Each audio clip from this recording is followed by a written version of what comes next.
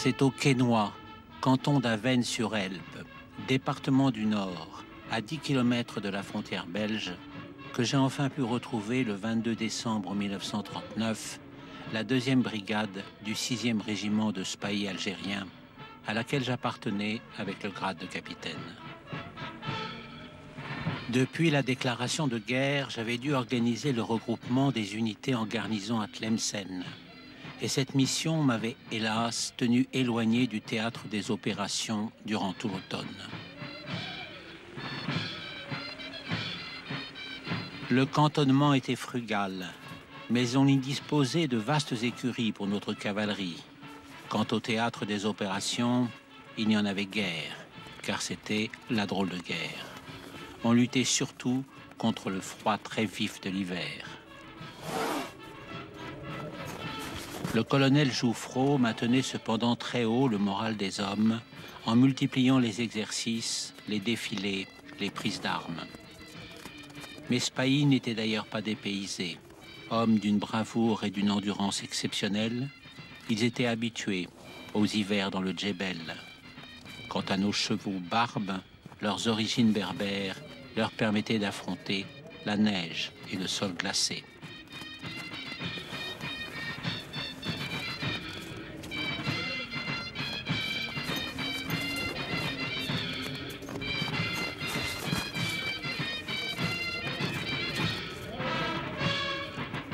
Notre camaraderie cinglait la rigueur du climat, l'éloignement, l'attente fiévreuse du feu ennemi.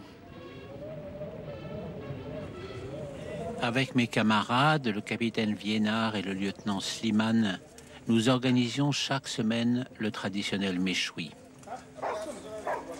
La bonne tenue du régiment, la réputation des spahis, la curiosité entourant des hommes de troupes africains était telle que les paysans des alentours ne rechignaient pas à nous fournir les moutons nécessaires.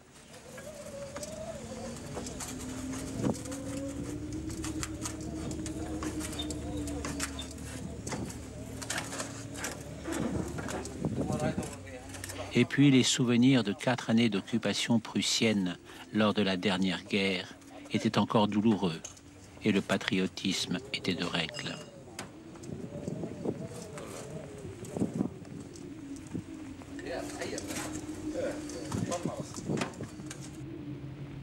Certains prévoyaient que nous passerions à l'offensive au printemps. Vaine conjecture.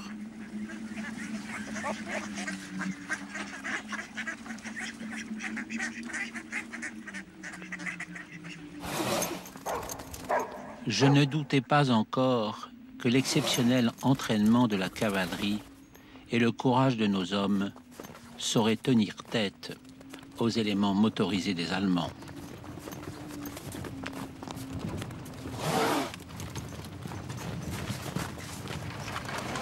D'ailleurs, nous disposions aussi d'engins mécaniques et de camions pour nous soutenir, alors que les commentaires de la TSF nous serinaient que les panzers étaient de mauvaise qualité, constamment en panne.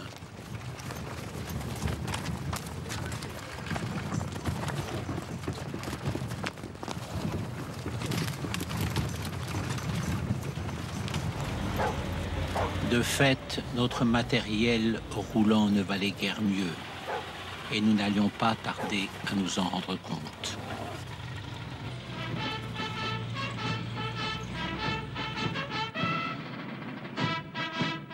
Nous étions soumis régulièrement aux inspections des plus hauts gradés de notre armée.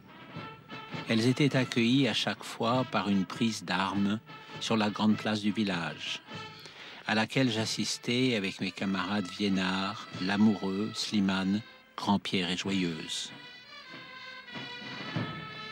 Des officiers de la garnison de Cambrai nous y rejoignaient. Honneur et fidélité, comment ne pas ressentir une grande fierté quand les marches africaines nous faisaient éprouver jusqu'ici la solidarité de tout notre empire.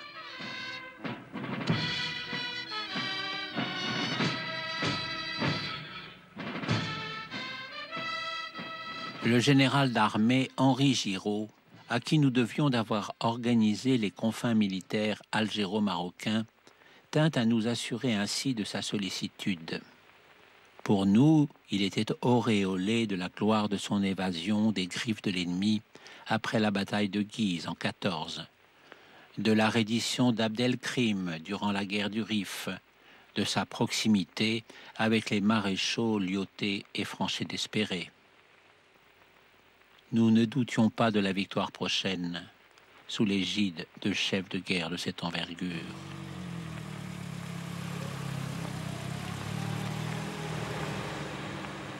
Oui, comment aurais-je imaginé que la plupart de mes hommes et de mes camarades allaient succomber quelques mois plus tard en résistant héroïquement aux chars de Guderian, et que moi-même, blessé et prisonnier en Allemagne, je serais séparé de mon épouse bien-aimée durant plusieurs années.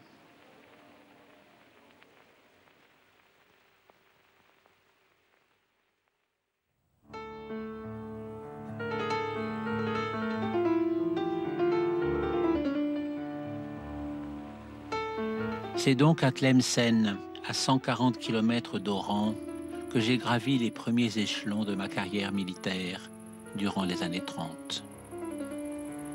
Éphémère capitale d'Abdelkader dans sa résistance à la conquête française, devenue sous-préfecture, vaste commune de 80 000 habitants, dont près de 10 000 Français, surnommée la Grenade africaine à cause de l'apport des Andalous chassés par les rois catholiques.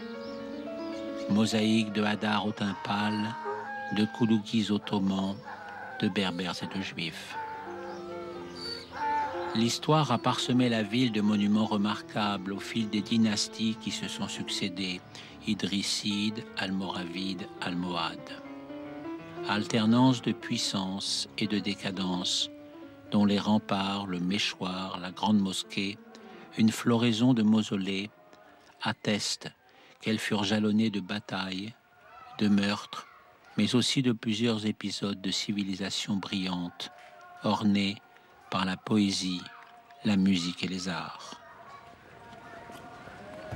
Commerçants avisés et artisans experts dans le tissage de la laine, les habitants méritent leur réputation. Érudits, dévots, polis et cultivés.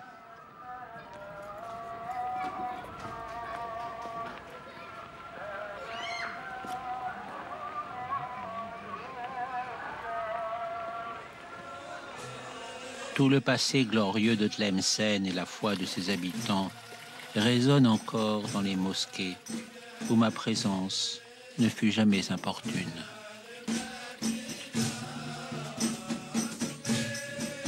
Pour avoir farouchement résisté à notre avance, les habitants se sont aussi maintenant accommodés de notre administration.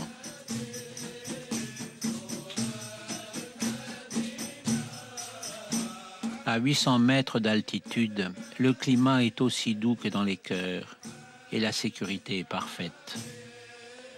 La garnison de Spahi y contribue aussi sans doute.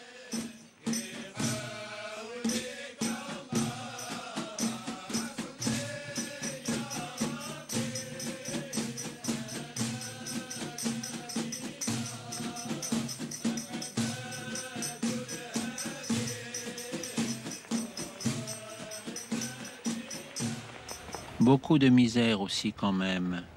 Trachome pour les enfants, proportion effarante de gamins sous-alimentés. Et pourtant la population augmente. Que faut-il en penser? Contrairement à certains de mes camarades qui préféraient le cercle militaire, j'ai toujours aimé explorer la ville arabe. Le fait que je m'y sois rendu souvent avec ma caméra baby à la main n'étonnait plus personne.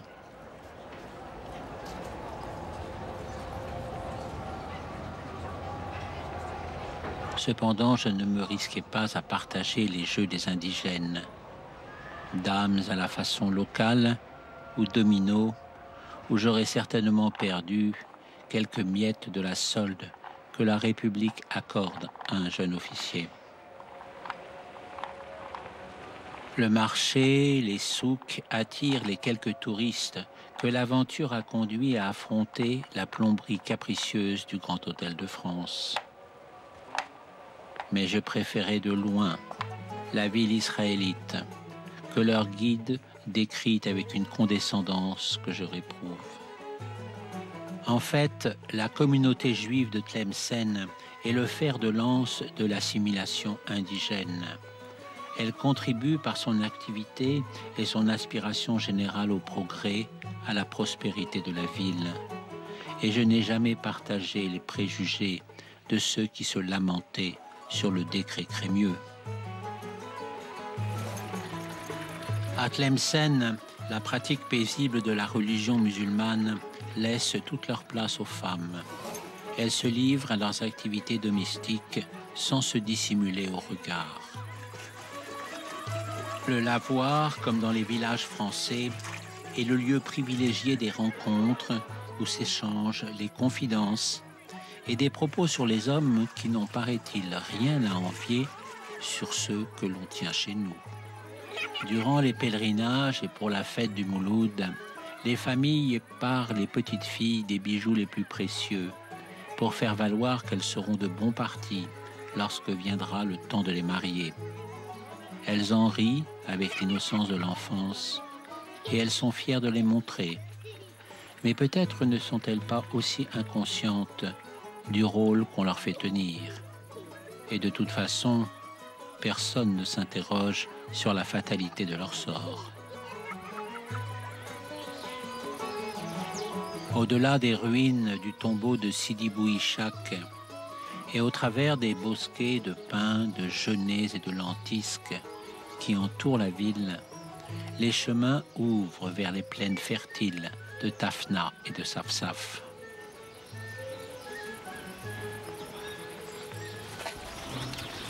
Si les habitants cultivent encore leurs vergers, ils se sont aussi adaptés aux pratiques de l'agriculture européenne. On récolte largement le blé, et ce n'est pas seulement l'apanage de quelques grands domaines coloniaux, moins nombreux que dans la Mitidja algéroise, mais plutôt de petites exploitations possédées par des familles bien pourvues de Tlemcen. Beaucoup de journaliers viennent du Maroc, et leur sort n'est certainement pas très enviable.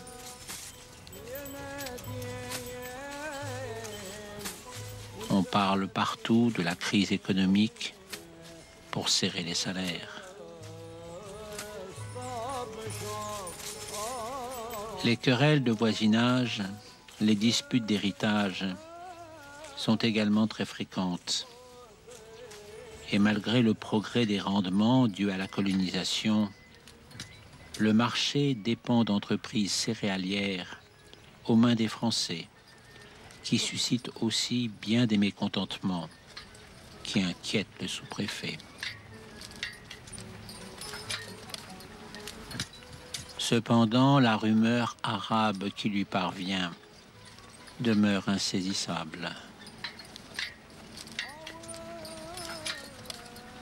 Du temps où le sultan noir, Abou el-Hassan, fit bâtir la mosquée de Mansoura au XIVe siècle de notre ère, ces problèmes n'existaient pas.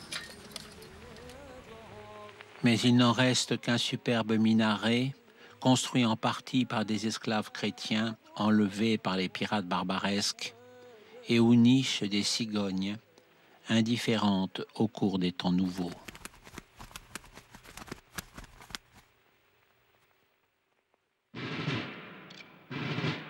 J'ai toujours voulu m'engager dans les spahis. Cela remonte à mon enfance et aux livres illustrés de Job qui dessinaient si bien les uniformes de l'armée. Bien avant d'intégrer Saumur, je savais comment il faut porter le double burnous, la veste Bédaïa et le gilet Cédria. Je connaissais par cœur la légende de Youssouf Vantini, le chef légendaire de la conquête de l'Algérie. Je n'oublierai jamais ma première prise d'armes à Sidi Bel Abbès par un matin d'automne, et le serment de fidélité à l'égard de mes camarades algériens qui allaient conduire toute ma vie.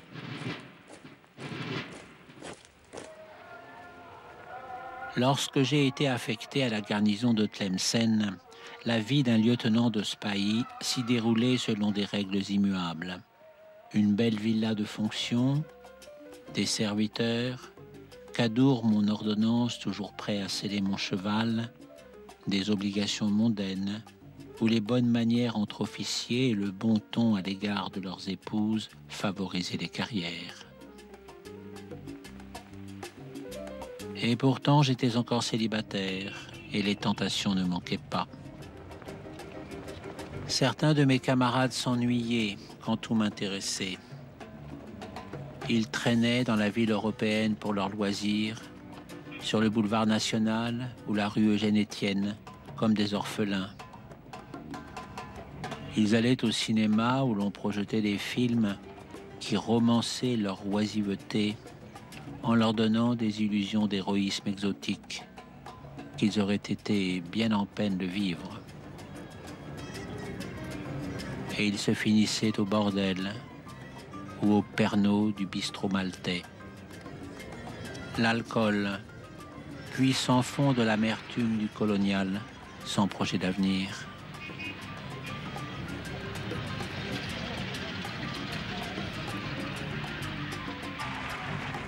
Un grand moment pour Tlemcen et pour nous les Spahis, ce fut évidemment la visite officielle du gouverneur général Lebeau. Républicain solide, maintenu à son poste par le Front populaire, il naviguait ferme au milieu de l'agitation qui s'était répandue dans toute l'Algérie à la suite du projet Blum-Violette, étendant le droit de vote pour les élections à l'Assemblée nationale à une proportion pourtant modeste des élites musulmanes. Pour sa visite, exaltation habituelle de l'œuvre française et de la concorde générale, ce fut comme si la grève des commerçants indigènes n'avait jamais eu lieu. Le sommet de ce déplacement, ce fut l'inauguration du nouveau stade, où pour la première fois les équipes étaient mixtes, arabes et français, sous les mêmes maillots. Je me demande encore pourquoi il fallut attendre le Front populaire pour prendre une telle mesure.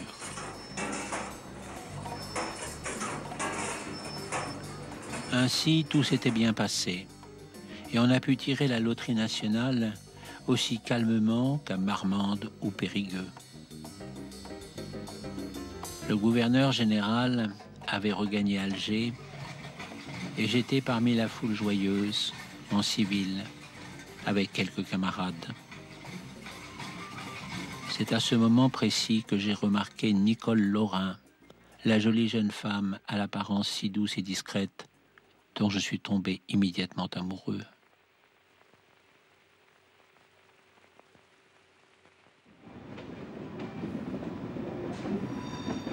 J'ai retrouvé le gouverneur général quelques semaines plus tard, à 350 km au sud de Tlemcen, pour l'inauguration du monument à Lyautey, érigé à Ain Sefra, aux confins du Maroc et de l'Algérie, où celui qui écrivait « La joie de l'âme est dans l'action » mena rudement la pacification. C'est à croire que l'on avait rameuté toutes les autorités de l'Algérie et du Maroc. Les Spahis étaient à l'honneur avec la Légion et des détachements d'infanterie, d'innombrables notables algériens aussi, caïds et bachagas, arborant les décorations plus largement distribuées pour le centenaire de l'Algérie française que les subventions qui auraient pu adoucir le sort des miséreux.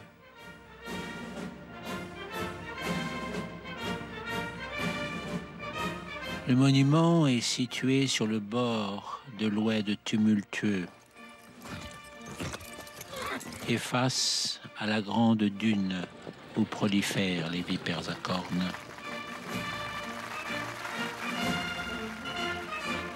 Propos solennels du gouverneur général, raisonnablement convenu, avec de belles références aux écrits du maréchal, dont cette citation inscrite sur le socle du monument. Mon commandement 1903-1906 à Ain Sefra est celui où je goûtais les plus belles joies de ma carrière. Le gouverneur général et d'autres orateurs après lui ont aussi évoqué le rôle social de l'officier. Le livre qui contribua tant à la renommée de Lyautey. Mais au fond, qui l'avait vraiment lu dans l'assistance?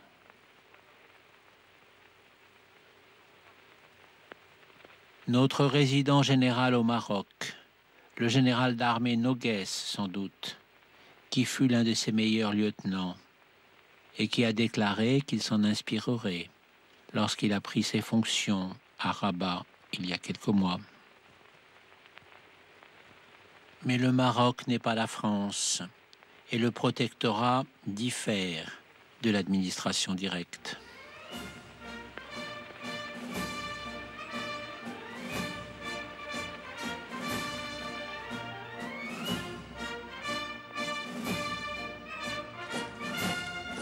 Le défilé était certainement destiné à impressionner les notables en ces temps incertains et à raffermir notre autorité. En voyant défiler les légionnaires et caracoler mes spahis, je repensais à toutes leurs nobles devises. Jamais ici, partout spahis. Honneur et fierté, ni peur ni regret. Pour une dent toute la gueule, ne crains que Dieu. Quant aux chevaux, toujours beaucoup de nerfs, de légèreté et d'haleine. Je suis fait pour les charges avec mes camarades algériens, en musique, drapeaux au vent. Qui peut le comprendre dans notre république avachie des combines, de la pétanque et de l'apéro?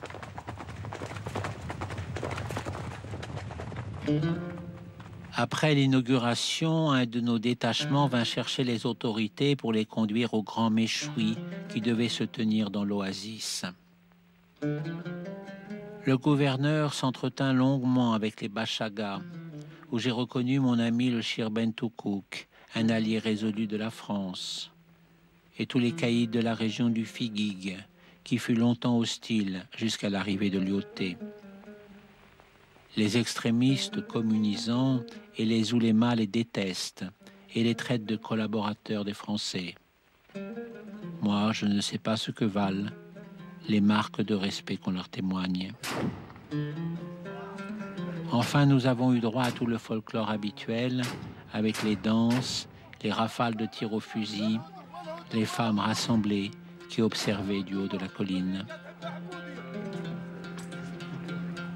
À Ensefra, la source jaune, à cause de la grande dune, bénéficie d'eaux abondantes et d'une fraîcheur bienfaisante dans la palmeraie.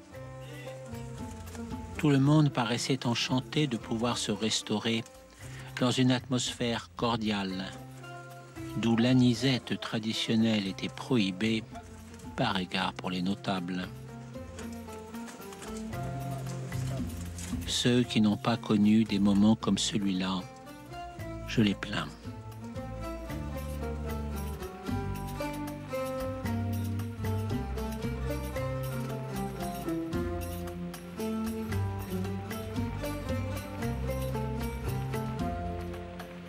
Puis l'arrivée des blocs de l'ingénieur d'assaut ont signalé l'heure du départ. Noguès devait regagner Rabat et le gouverneur général Alger. Les blocs de l'ingénieur d'assaut sont des avions remarquables qui se sont imposés après l'invraisemblable scandale des avions militaires coloniaux, où plusieurs constructeurs ont multiplié les prévarications, cette autre plaie de notre Algérie, avant que leurs engins de mort ne finissent à la ferraille. En voyant comme Noguès et le Beau avaient l'air de si bien s'entendre, j'ai eu le sentiment que l'Afrique du Nord française était une réalité exaltante et qu'elle s'en sortirait mieux entre les mains de ces briscards recrues d'expérience sur le terrain que dans les joutes parlementaires où les grands intérêts coloniaux font la loi.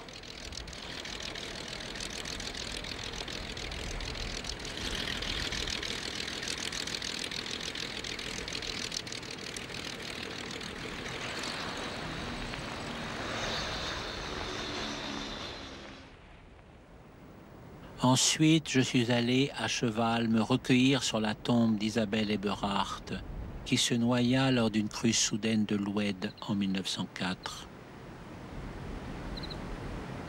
Lyautey l'a protégée. J'ai retrouvé l'hommage qu'il lui rendit. Elle était ce qui m'attire le plus au monde, une réfractaire. Trouver quelqu'un qui est vraiment soi, qui est hors de tout préjugé, de toute inféodation, de tout cliché, qui passe à travers la vie, aussi libéré de tout que l'oiseau dans l'espace, quel régal.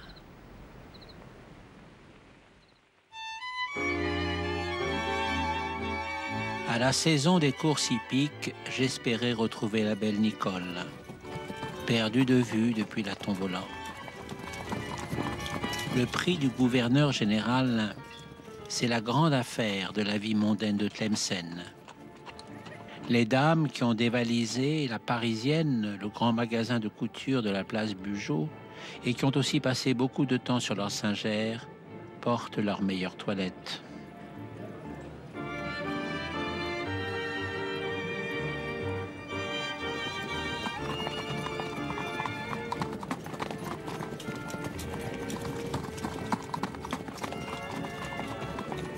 L'épouse du sous-préfet donne le bon ton, mais les demoiselles Larieux, dont on parle beaucoup au cercle militaire, ou la belle Marcelle Casadieu, une femme avec un passé, sont au dernier cri de la mode de Paris.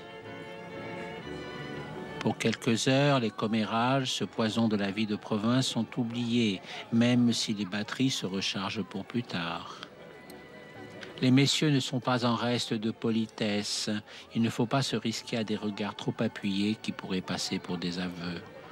Si les Arabes évitent de parier trop ostensiblement, j'en connais qui font passer discrètement des ordres par des gamins. Les grands colons font concourir leurs écuries. Des pur-sangs ont été prélevés dans leur haras de la Mauricière, Aumale et Périgueux. À la buvette, on sert du champagne et ces blancs de mascara qui font si vite tourner les têtes et animent encore un peu plus la société. L'aimable monsieur l'Ancien, qui possède des champs d'oliviers à n'en plus finir, vient toujours accompagné de son intendant, le très redouté Siam El Geloul. Hélas, cette fois encore, Nicole n'était pas parmi toutes ces jolies femmes. Et j'étais tout seul à dévisager discrètement les unes et les autres. Celles dont je ne savais rien et celles dont je connaissais un peu les familles, installées à Tlemcen depuis si longtemps, notamment les descendantes des familles alsaciennes et lorraines arrivées après la catastrophe de 70. En revanche, j'ai retrouvé la belle Odile, dont je savais qu'elle est une de ses amies d'enfance. Peut-être lui ferait-elle passer le message.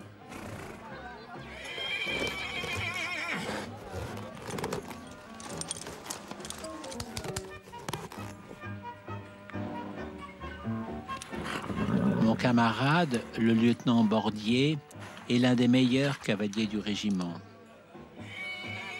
Il concourait sur sa jument Gélinia, et comme il est bel homme, encore célibataire, secrètement jalousé par les autres officiers, bien des cœurs féminins ont dû battre en le voyant passer la rivière. Quant au lieutenant Clapier, le plus joyeux et le plus charmant de mes camarades, il était tenté d'avoir terminé 3e.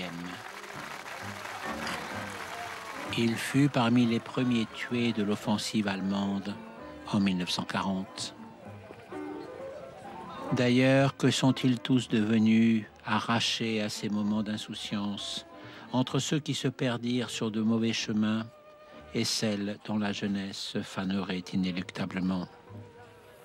En tout cas, toujours pas de Nicole à l'horizon.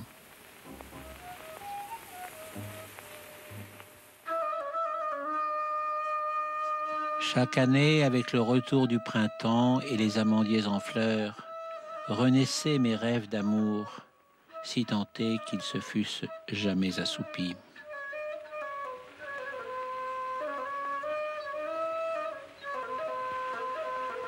Ainsi de Khadija, la petite orpheline, qui me cuisine mon caldero et mes bestelles. Elle est illettrée, mais elle connaît quelques-uns de ces contes arabes qui font rêver son âme simple. C'est une pauvre gosse sortie d'on ne sait où et qui ne connaissait personne. Je l'ai ramassée par hasard sur le bord de la route et je l'ai imposée à Kadour, qui déteste pourtant qu'il y ait une femme à la maison. Sans moi, elle aurait certainement fini dans un de ces bordels du quartier réservé de Tlemcen, où les spahis gaspillent leurs soldes et attrapent des maladies qui exaspèrent notre toubib.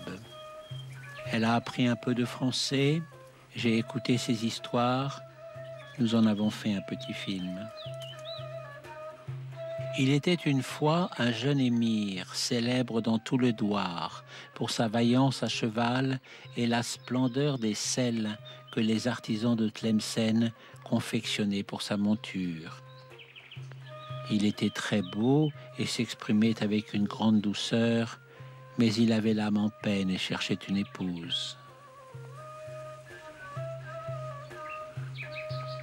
Il était aussi une fois une jeune fille dont le cœur était rempli d'amour sans qu'elle sache pour qui il était destiné. Elle revenait chaque matin de l'Oued où elle se baignait dans les bassins par les chemins qui embaumaient le Tain. C'était très tôt, elle n'y rencontrait d'ordinaire jamais personne. Or, que croyez-vous qu'il arriva ?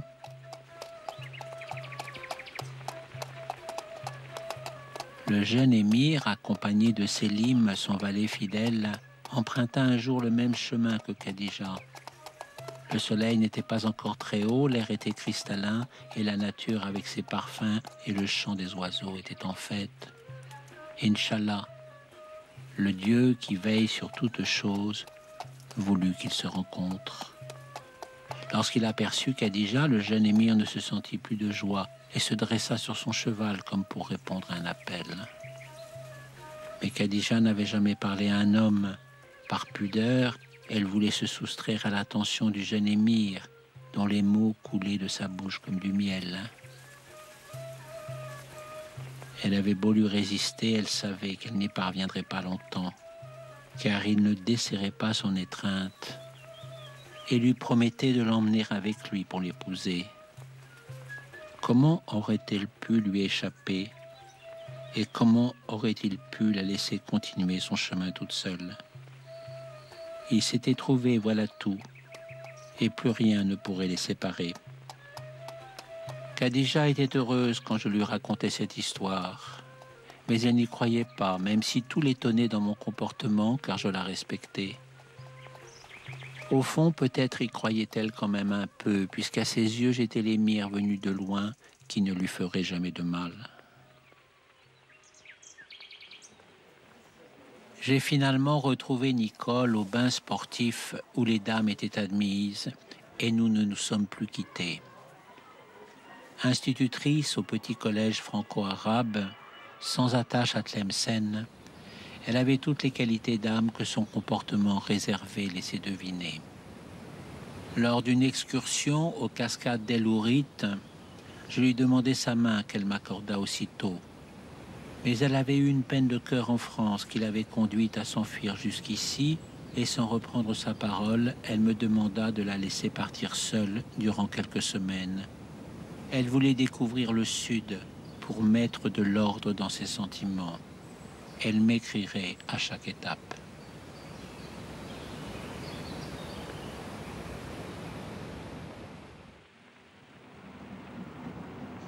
Lettre de Nicole. Mon cher ami, vous souvenez-vous de l'Atlantide, le film avec Pierre Blanchard et Brigitte Helm, d'après le roman de Pierre Benoît, que nous avons vu au cinéma Rio? Ce voyage me donne l'impression d'être une autre Antinéa, en partance pour son mystérieux royaume du désert. Mais les conditions du voyage sont bien plus confortables qu'au sein d'une caravane. Les trains de la PLM offrent un service impeccable. Et comme ils roulent lentement, j'ai tout loisir de découvrir les paysages magnifiques du Sahara. Quelle prouesse d'avoir pu établir ainsi une ligne de chemin de fer moderne qui s'enfonce bravement vers Colombéchar.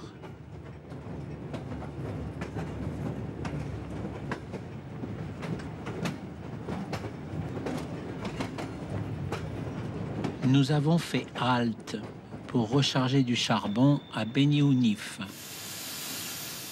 une bourgade à peu près abandonnée depuis l'épuisement des mines. Le contrôleur m'a dit qu'on y chassait les gazelles des montagnes, dont la chair est, paraît-il, délicieuse. Mais elle se méfie sans doute, car je n'en ai aperçu aucune. Ensuite, ce fut le Figuig, ce district frontalier du Maroc que vous connaissez si bien, et où le gouverneur général Jonard fut accueilli à coups de fusil il n'y a pas si longtemps.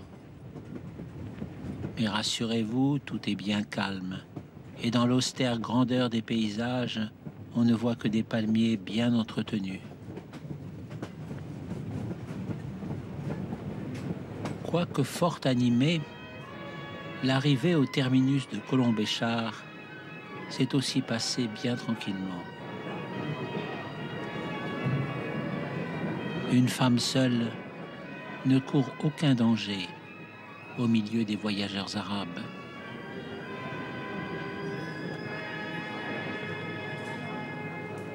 La petite ville qui porte les noms accolés d'un officier ayant exploré la région et du Czar tout proche de Béchar, le saviez-vous, est fort belle, avec ses bâtiments immaculés sagement ordonnancés. Elle était prise par un vent de sable violent lorsque je suis parti à la recherche de mon hôtel. Les habitants, très aimables, m'ont utilement renseigné. L'hôtel transatlantique ressemble à l'une de ces forteresses que l'on trouve dans le sud.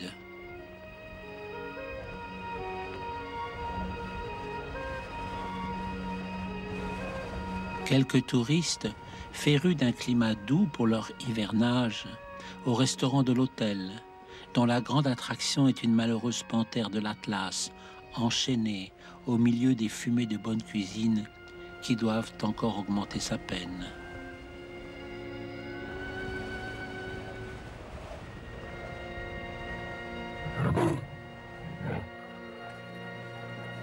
Au souk, je n'ai pas trouvé de souvenirs à vous rapporter. Mais en revanche, je me suis rendu chez un orfèvre juif que l'on m'avait indiqué. Et entouré de ses aides qui travaillaient le feu, il m'a montré de belles broches en argent, comme celles que portent les Ouled Naïl pour prix de leur séduction. Un peu risqué peut-être, mais je me suis laissé tenter en pensant qu'elle vous fera honneur lorsque nous nous retrouverons.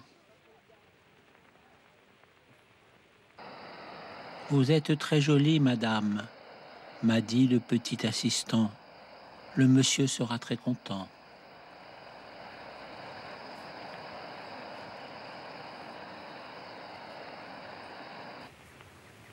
Les soirées sont d'une douceur exquise, que je passe à contempler l'oasis depuis la terrasse de ma chambre, dans une symphonie de parfums, de couleurs et d'oiseaux dont vous m'apprendrez les noms.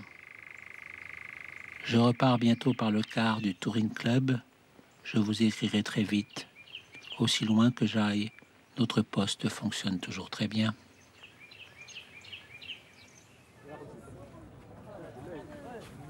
Mon cher ami, dans le car, j'ai eu une conversation très intéressante avec un couple de jeunes chercheurs du Musée de l'Homme qui m'ont indiqué la présence de nombreuses inscriptions rupestres sur le parcours. Cette région a été largement habitée durant la période préhistorique.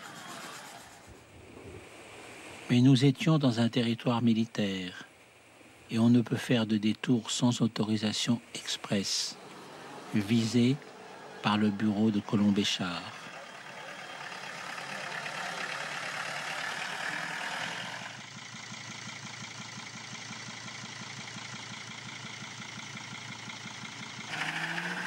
De toute façon, le voyage s'est révélé assez éprouvant, dans des paysages désolés, sous une chaleur accablante.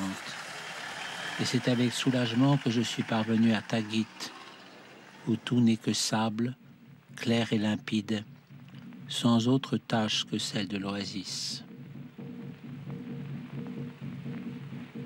L'hôtel est à nouveau installé dans un borge d'apparence militaire. Très semblable au fond au Ksour, sur un autre éperon rocheux qui domine les habitations. Autrefois, l'eau des Oueds formait une sorte de Nil apportant la fertilité, et mes nouveaux amis m'ont montré une collection de silex taillés, attestant ce peuplement préhistorique beaucoup plus dense qu'aujourd'hui. Mais ils sont repartis à l'aube pour leurs recherches et je suis resté tout à fait seul, avec l'intention de retrouver des Touaregs que le directeur de l'hôtel m'avait recommandés. Ils accepteraient de m'emmener faire un grand tour à dos de chameau contre une modeste récompense.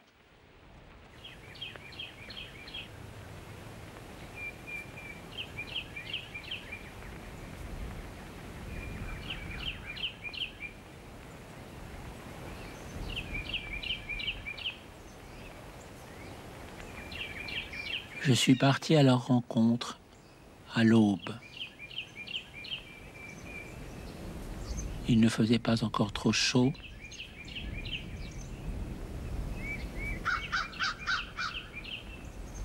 Des enfants m'ont indiqué où je pourrais les rencontrer.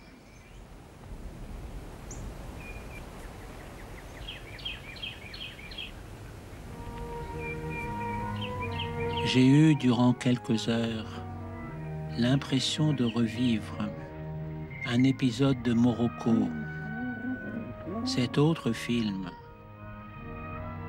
que vous n'avez pas vu, je crois, avec Marlène Dietrich. Sauf que dans le film, elle suit la caravane à pied pour retrouver Gary Cooper. Et vous n'étiez pas là pour que je puisse vous suivre.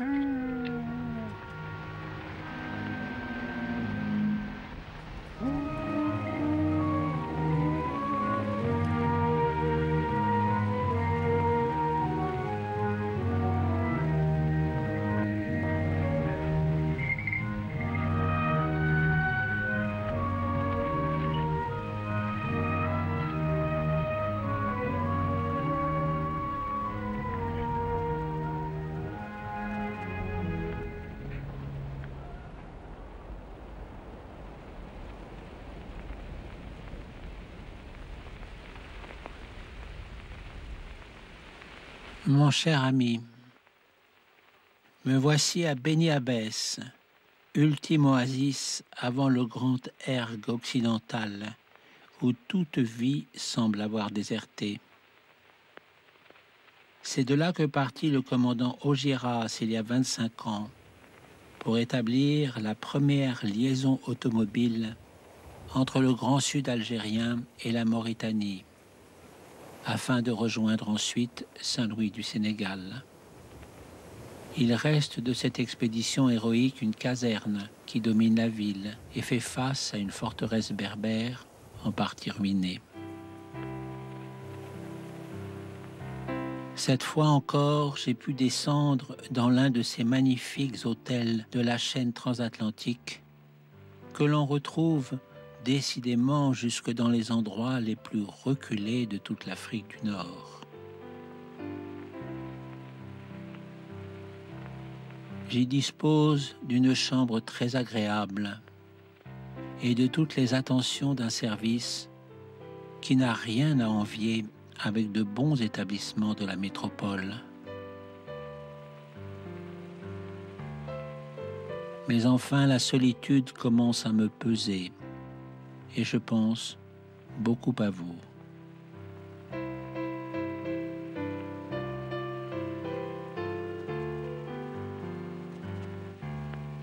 C'est toujours avec une impression de miracle que je constate à quel point l'eau si précieuse s'avère abondante grâce au génie que déploient les Arabes pour la recueillir et la canaliser. Ce miracle s'est doublé d'une surprise extraordinaire. Nos connaissances de Tlemcen sont descendues à leur tour jusqu'à Beni Abbès, et j'ai bien compris qu'ils venaient de votre part. Nous avons passé de longues heures dans la piscine de l'hôtel, sous l'œil vigilant d'un chaouche indigène qui ne disait mot devant cette activité incongrue et sans doute impudique à ses yeux d'une baignade en plein désert. La belle Odile, dont je sais qu'elle ne vous laisse pas indifférent, était là avec ses soupirants et avec d'autres amis et leurs enfants. L'un des jeunes gens m'a dit « Nous sommes des enfants de la chance. Comme notre vie serait triste et ennuyeuse en France quand on compare. »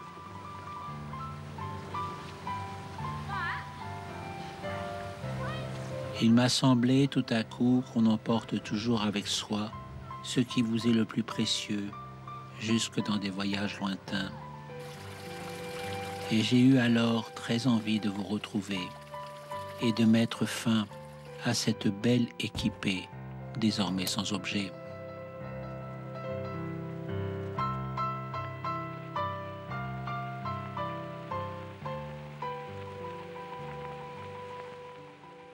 Mais je ne voulais pas quitter Beni Abbès sans me rendre à l'ermitage de Charles de Foucauld avec le père blanc René Bompard, qui a connu le saint homme dans sa jeunesse et revient régulièrement pour veiller sur ce lieu désolé où souffle l'esprit.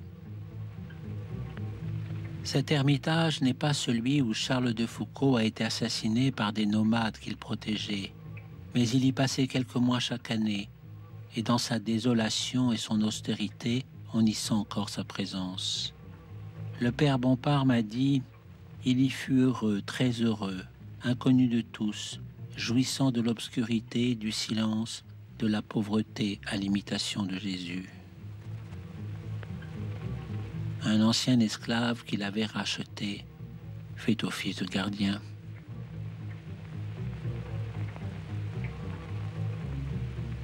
En reprenant l'autocar qui allait me ramener vers vous, j'ai compris que je ne vous quitterai plus.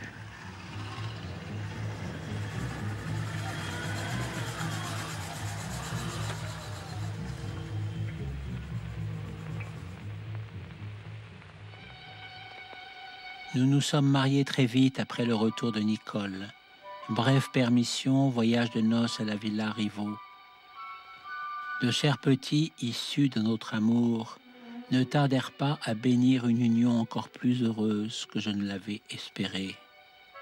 Khadija prit soin d'eux et leur âge tendre se déroula au contact de la vie arabe. La cuisine, les saisons et les jeux, les promenades, la langue aussi, qu'ils entendaient fort bien. Nos familles venaient de France pour nous rendre visite. Elles oubliaient dans la chaleur des retrouvailles les nuages noirs qui s'accumulaient sur l'Europe et qui inquiétaient tant Nicole. Elles veillaient pourtant à ne pas laisser paraître l'angoisse des séparations et des arrachements qu'une aggravation de la situation pourrait soudainement entraîner.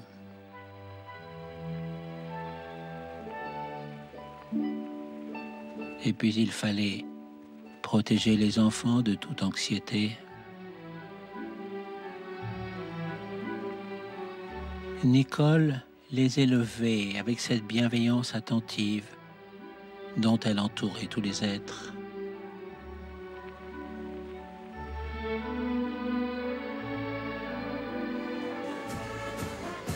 Durant la fête annuelle des cerises, nous sortions avec nos amis dans la ville européenne à l'heure de l'anisette et des joyeux défilés qui rassemblaient les familles françaises et indigènes. On parlait beaucoup entre nous de ce pharmacien de Sétif, Ferrat Abbas, qui venait d'écrire « Nous avons écarté une fois pour toutes les chimères pour lier définitivement notre avenir à celui de l'œuvre française. » Ah, si nos autorités pouvaient enfin s'en inspirer.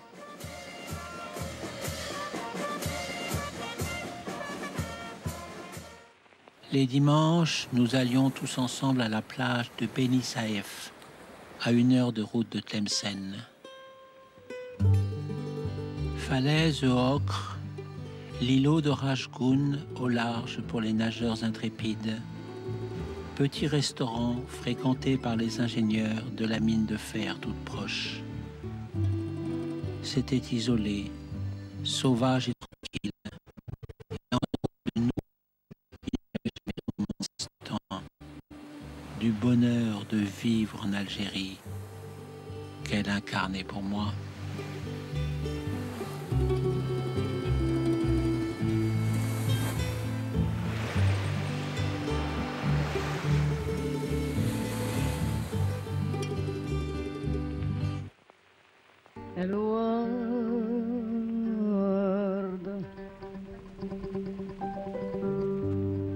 الورد الفل والياس